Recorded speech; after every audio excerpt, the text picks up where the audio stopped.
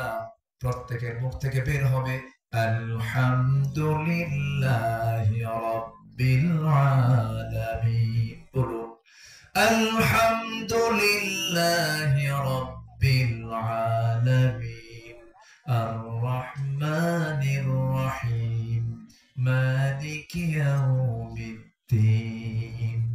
প্রত্যেকটা সদস্য যদি ফজর পরে যদি কোরআন পড়তে পারে, আল্লাহর কসম করে বলি ওই বাড়িতে শয়তান কখনো ওয়াসওয়াসা দেওয়ার সাহস পায় না। জোরে বলি সুবহানাল্লাহ। শয়তান তাড়ানোর ঔষধ কি বলেন? বলেন বলেন বলেন। কোরআন তেলাওয়াত করা। যে ঘরে কোরআন তেলাওয়াত চলবে সেই ঘরে কোনো প্রকার শয়তান আসর করতে পারে না। এই যে দুষ্ট জিনগুলো ডিস্টার্ব করে, দুষ্ট জিনগুলো প্রবলেম করে, মূল কারণ হলো এই ট্রিটমেন্টটা বাড়ি থেকে সব বন্ধ হয়ে গেছে। দাদির যুগের সময় দাদিরা ঘুম থেকে উঠেই তারা নামাজ পড়তেন, কোরআন তেলাওয়াত করতেন। গ্রামের মধ্যে ঢুকলে পরে গুনগুন গুনগুন করে আওয়াজটা শোনা যেত। আমি কি ভুল বলছি? গ্রামের মধ্যে ঢুকতাম, ছোট্টবেলায় দেখেছি আমার দাদিকে কোরআন পড়তেন, ফজর পড়েই চৌকি বানায় রাখতেন। এখন তো চৌকিও নাই, জল চৌকি, লম্বা সাইজের জল চৌকিতে আমার নিজের দাদিকে দেখেছি। তাসবিহ থাকতো, কোরআন থাকতো, ওজিফা থাকতো। প্রায় 1 ঘন্টা 1.5 ঘন্টা ধরে দাদি কোরআন তেলাওয়াত করতেন, ওজিফা গুলো করতেন। আজকে ভাবির মধ্যে তার সাথে ডাবল পাওয়া যায়। ভাবিদের মধ্যে পাওয়া যায়?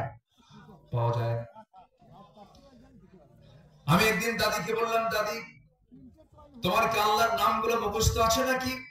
সেই সময় দাদির বয়স 75 থেকে 80 বছর। দাদিকে হারিয়েছি, মারা গেছেন বহু আগে। বললাম, দাদি তুমি যদি আল্লাহর নামগুলো মুখস্থ করো অনেক সওয়াব। ওয়ালিল্লাহিল আসমাউল হুসনা ফাদউ বিহা। আল্লাহর নাম ধরে তোমরা ডাকো, সবগুলো সুন্দর সুন্দর নাম ধরে ডাকো। আমি দাদিকে বললাম, দাদি সব নামগুলো মুখস্থ করো, যদি সব নাম ধরে ডাকো আল্লাহ বলবেন বান্দা এমন কোন নাম নাই যে নামটা তুই ধরিস নাই। সব নাম ধরে যখন ডাকলি যা, আমি তোর সমস্ত গুনাহগুলো মাফ করে দিলাম। আল্লাহর 99টা নাম মুখস্থ করা কিন্তু সহজ নয়। ওই বুড়ি মানুষ যেদিন দাদিকে বলেছি সেই দিন থেকে মুখস্থ করা শুরু করেছেন। আমাকে একদিন কাছে থেকে বলছে, নাতি এই দিকে আয়, তো যে কথাগুলো শুনেছিলাম নাম সবগুলো নিয়ে আল্লাহকে ডাকতে হয়, সব নাম মুখস্থ করছি।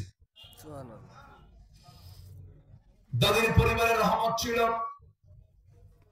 দাদির সময় বরকত ছিল, গোলা ভরা ধান ছিল, পুকুর ভরা মাছ ছিল, দাদা দাদির মহাব্বত ছিল, বাপ মার প্রতি সম্মান ছিল, সব ছিল। কিন্তু আজকে সেই মহাব্বত গুলো সব বিদায় হয়ে গেছে। মূল কারণ হলো আমরা আজকে কি ছেড়ে দিয়েছি পরিবারে? বলেন, কোরআনটা ছেড়ে দিয়েছে। কোরআনটা সুন্দর করে পড়বো সবাই। জোরে বলি ইনশাআল্লাহ, আরো জোরে বলি ইনশাআল্লাহ। অনেক লম্বা লম্বা কথা, সময় তো আস্তে আস্তে চলে যাচ্ছে। এবার আসেন নাম্বার 2। রাসূল ছিলেন ভীরু না সাহসী? ভীরু না সাহসী? সাহসী ছিলেন। তিনি কি পরিমাণ সাহসী ছিলেন? বদর তার প্রমাণ, উহুদ তার প্রমাণ, খন্দক তার প্রমাণ, হিজরতের রাত তার প্রমাণ, জাবালে সূর তার প্রমাণ। কতগুলো সময় তিনি পাড়ি দিয়েছেন, কোন একটা কাজে তিনি চুল পরিমাণ কখনো ভয় পান নাই। অনড় ছিলেন, সাহসের পিরামিড ছিলেন। রাসূল যে রাতে ঘর থেকে বের হলেন হিজরতের জন্য, সম্পূর্ণ একাকী, নাঙ্গা তরবারি নিয়ে সামনে দাঁড়ায় আছে। একটা বারের জন্য ভয় পান নাই, কারণ ইমানদারের মূল সাহস হলো কে? আল্লাহ। ইমানদারের মূল সাহস কে? আল্লাহ, আল্লাহ তাআলা। আমার বন্ধুগণ, যখন কোন বান্দা আল্লাহর প্রতি পূর্ণ ভরসা রাখবে, পৃথিবীর কোনো ভয় তাকে পরাজিত করতে পারবে না। আল্লাহ রাব্বুল আলামিন বলেন, ওয়া মান ইয়াতাওয়াক্কাল আলাল্লাহ ফাহুয়া হাসবুহ। যে ব্যক্তি আল্লাহর উপরে ভরসা রাখবে, যে ব্যক্তি আল্লাহর উপরে তাওয়াক্কুল করবে, ওই বান্দার জন্য যথেষ্ট হয়ে যান তিনি আমার কে? আল্লাহ যথেষ্ট হয়ে যান। এজন্য মুতাওয়াক্কিল, যে আল্লাহর প্রতি যে তাওয়াক্কুল করে, ওই লোকের দিলের মধ্যে চুল পরিমাণ কোনো ভয় আসতেই পারে না। কারণ আল্লাহ ছাড়া কাউকে ভয় করা তো জায়েজই নাই, ঠিক কিনা? আমরা সাহসী হব, জোরে বলি ইনশাআল্লাহ। ফাসদা বিমা তু'মার ওয়া আ'রিদ আনিল মুশরিকিন। হে রাসূল, আপনি প্রকাশ্যে শোনায় দেন, কোনো পরোয়া করবেন না, মুশরিকদেরকে আপনি এড়িয়ে চলুন, কোনো সমস্যা নাই, আমি আল্লাহ আপনাকে সাহায্য করব, জোরে বলি আল্লাহু আকবার। আচ্ছা, বদরে মুসলমানদের সৈন্য সংখ্যা বেশি ছিল না কম ছিল? কম ছিল। শুধু কম না অনেক কম? অনেক কম। কোন সমতা ছিল? বলেন, কোন সমতা ছিল না, একদম অসম যুদ্ধ ছিল। সে অসম যুদ্ধে মুসলমানদের বিজয় হয়েছে অস্ত্র দিয়া, সংখ্যা দিয়া, না ইমান দিয়া? ঈমান দিয়ে। বলেন বলেন বলেন, কি দিয়া? ঈমান দিয়ে। আর ইমান যার থাকে তার মধ্যে কি ভয় থাকে না সাহস থাকে? সাহস থাকে। সাহস থাকে। ঠিক আছে, কিছু কিছু লোক উঠতেছে, আমি মানাও করবো না, যান, কারণ কষ্ট হতে পারে, অনেক রাত হয়েছে, আমি মানা করবো না, তাই না? এখন মানা করা যায় না, কষ্ট হচ্ছে, সবার অনেক কষ্ট হচ্ছে। তো আমাকে একটু সময় দিবেন না আপনারা? আর একটু সময় দিবেন না? একটু পয়েন্ট গুলো শেষ করে ফেলি, একটা আলোচনার হক আছে তো। এখানে অনেক ক্যামেরা আসছে, আপনি শুনছেন ধরুন লক্ষ মানুষ, কিন্তু এই ক্যামেরা গুলো শোনায় দেবে কোটি কোটি মানুষকে। জি, একটু আমাকে সময় দেন। নাম্বার 2 হলো রাসূল ছিলেন সাহসী। নাম্বার 3 হলো আমার নবীজির ভিতরে ছিল ধৈর্যশীলতা। তিনি ছিলেন ধৈর্যের পিরামিড, এত বড় ধৈর্যশীল তিনি ছিলেন। তায়েফের ইতিহাস সবার জানা আছে, মক্কার ইতিহাস সবার জানা আছে। আমার নবীজির মাথা থেকে পা পর্যন্ত জীবনের 63 বছরের শেষ সময়ে এসে নবীজির দেখা গেছে মাথা থেকে পা পর্যন্ত অসংখ্য জায়গায় তার কাটা চিহ্ন, কপালে লোহার ফলা ঢুকেছিল, সেখানে চিহ্ন, গালের মধ্যে শিরস্ত্রাণে লোহা ঢুকেছিল, তার কাটা চিহ্ন। নবীজি উহুদের ময়দানে দাঁত হারিয়েছেন, জীবনের শেষ সময় পর্যন্ত নবীজির সামনের দুটো দাঁত ছিল না, কথাগুলো স্পষ্ট হয়ে যেত। এই চিহ্নগুলো আমার নবীজি খন্দ করে যখন পরীক্ষা খনন করতেছিলেন, আমার নবীজি সবার আগে কোদাল হাতে নিয়েছিলেন। কাফিরদেরকে প্রতিহত করার জন্য, মদিনাকে সেভ করার জন্য যখন পরীক্ষা খনন করছিলেন, কোদাল মারতে মারতে, না খেয়ে থেকে থেকে কোদাল মারতে মারতে আমার নবীজির কোমরটা কুঁজো হয়ে গিয়েছিল, ব্যাকবোনটা কুঁজো হয়ে গিয়েছিল। আমার নবীজি কোমর সোজা করে বাকি জীবনে আর দাঁড়াতে পারেন নাই।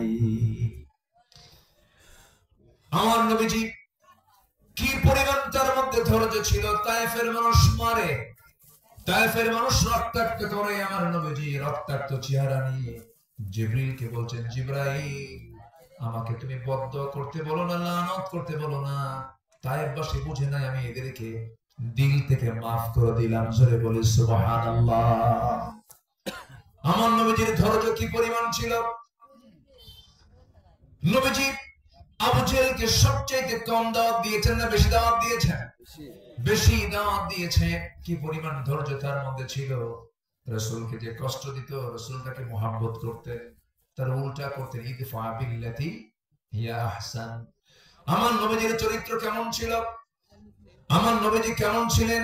আল্লাযীনা ইউনফিকুনা ফিস সাররাই ওয়াদ দাররাই ওয়াল কাযিমিনাল গায়যা ওয়াল আফিনা আনিন নাস ওয়াল্লাহু ইউহিব্বুল মুহসিনিন। জোরে বলুন আল্লাহু আকবার। নাম্বার 4 হলো যেটা বলে ফেলেছে, পরিবারের প্রতি দায়িত্বশীলতা। নবীজি মেয়েকে বিয়ে দিয়েছেন, ফাতিমা নবীজির সবচেয়ে আদরের দুলালি ছিলেন। 4 নাম্বার মেয়ে, কয় নাম্বার মেয়ে বলেন? 4 নাম্বার মেয়ে। ফাতিমাকে রাসূল সব মেয়ের চাইতে বেশি একটু কাছে টানতেন, কারণ ফাতিমার স্বভাবের সাথে নবীর স্বভাবের মিল ছিল, চেহারার সঙ্গে চেহারার মিল ছিল। দেখবেন প্রত্যেক বাবা সব সন্তানকে সমান চোখে দেখতে চাইলেও আদরের দিক থেকে একটু কম বেশি হয় কিনা বলেন? আজ থেকে হয় কিনা? হয়। যারা বাপ হয়েছেন তারা বুঝবে। আল্লাহ পাক আমাকে 4টা মেয়ে দিয়েছেন, কেউ তো আলহামদুলিল্লাহ বলেন। আলহামদুলিল্লাহ। বিয়ে কি আপনি দিবেন? তো আলহামদুলিল্লাহ বলতে সমস্যা কোথায়? জোরে বলেন না ভাই আলহামদুলিল্লাহ। আলহামদুলিল্লাহ। হ্যাঁ, যাদের সন্তান আছে তারা বুঝবেন একটু আদরের একটু ডিফারেন্স হয়, সমতাই হয়, মহব্বত ঠিকই থাকে, একটু কম বেশি তো একটু হবে, এটা হতে পারে। আমার নবীজি ছোট্ট মেয়ের প্রতি সবচেয়ে বেশি দুর্বল ছিলেন। নবীজি মেয়েকে বিয়ে দেওয়ার পরেও মেয়েকে স্বামীর ঘরে পাঠায় দিয়েছেন, স্বামীর বাড়িতে পাঠায় দিয়েছেন, কিন্তু 3টা দিন কখনো পার হতে দেন নাই। সাহাবায়ে কেরামকে বলতেন, সাহাবীরা আমার ফাতিমাকে না দেখলে আমার ভালো লাগে না। চলে যেতেন মেয়েকে দেখার জন্য, 3 দিন পার হতো না। রাসূল তাকে খুব ভালোবাসতেন।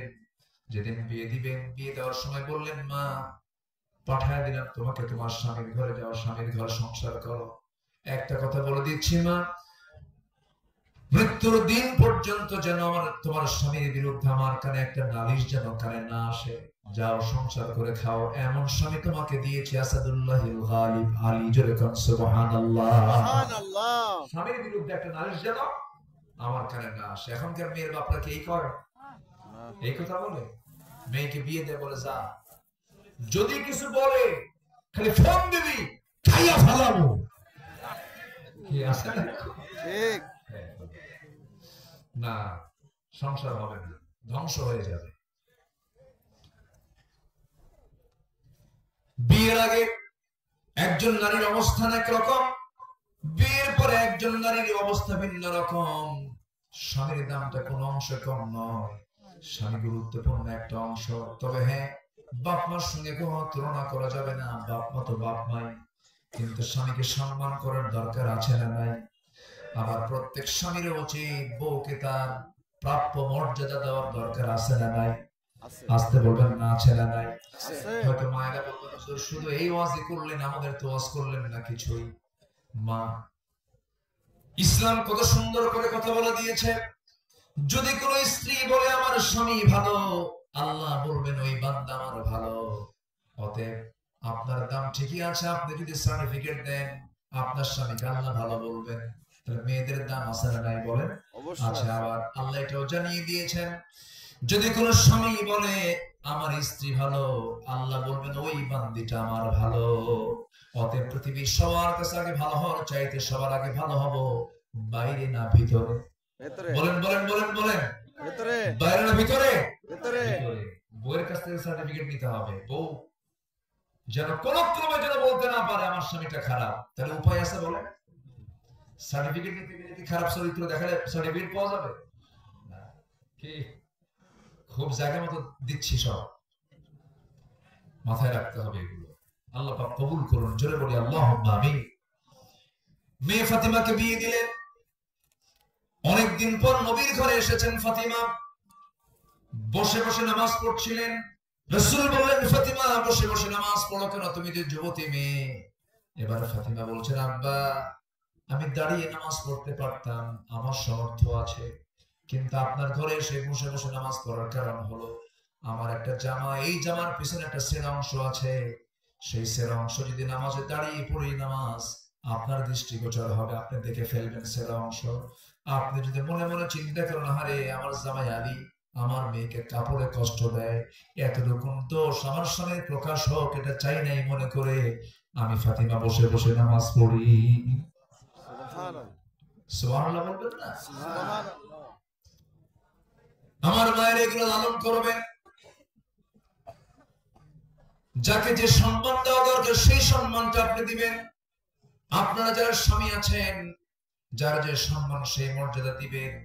আরেকটা প্রশ্ন করি, পরিবার নিয়ে যখন কথা চলে আসলো, বলুন তো মা বড় না বউ বড়?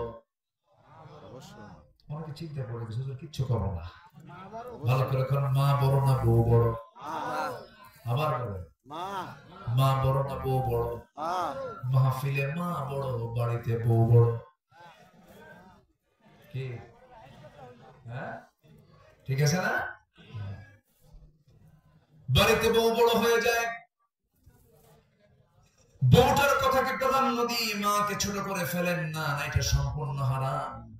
মার সামনে বউকে ছোট করবেন না, আবার বউয়ের সামনে মাকে ছোট করবেন না। যদি সে আপনার বউ, কিন্তু সে তো আপনার সন্তানের মা।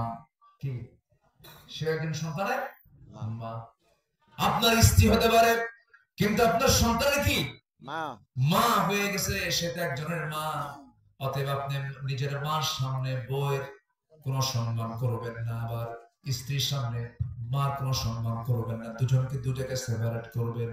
মাকে বলবেন, মা এই যে আমার বউটা এই বাড়িতে আসছে, সে তো এই বাড়ির মানুষ না, অন্য বাড়ি থেকে নিয়ে এসেছি। সারা জীবনের তরে বাবা মা ভাই বোন সব ছেড়ে দিয়ে এসেছে এই বাড়িতে, সে তো মেহমানের মতো, একটু সম্মান করো না কেন মা, একটু স্নেহ করো, আদর করো। তোমার মেয়ে তো অন্যের ঘরে গেছে, সেই জায়গায় তোমার মেয়ে সংসার জীবন করতেছে, একটু বোঝায় বোঝায় বলবেন। আবার যখন বউকে কাছে পাবেন, সুন্দর করে আদর করে বলবেন, বউ রে তুমি আমাকে দারুণ ভালোবাসো, কিন্তু সেই ভালোবাসার মানুষটাকে এই মা 9টা মাস পেটে লালন করেছে, পেটে ধারণ করেছেন। এই মা যদি আমাকে গলা টিপে মেরে ফেলতেন, তোমার প্রিয় মানুষ তুমি পেতে না। এই মা অস্তিত্ব রেখেছেন আমার, এই জন্য পৃথিবীতে বেঁচে আছি। এই মার সঙ্গে বেয়াদবি করলে পরে সব শেষ হয়ে যাবে। সুন্দর করে বুঝায় বুঝায় বলবেন। সুন্দর করে ওয়াজ গুলো বাইরে দরকার না, আগে ভিতরে দরকার। ভিতরে একটা পরিবার ঠিক হবে, একটা সমাজ ঠিক হবে, একটা সমাজ ঠিক হবে, একটা রাষ্ট্র ঠিক হয়ে যাবে, ঠিক কিনা? এখন আমাদের এগুলো পোষণ করা দরকার। এখন গঠনের সময়, একটা অনুকূল পরিবেশ পেয়েছে। যুবকরা গ্রামে তালিকা করবো যে ওই গ্রামে কারা কারা নামাজের, কারা কারা বেনামাজি, টার্গেট করে দাওয়াতি কাজ করো।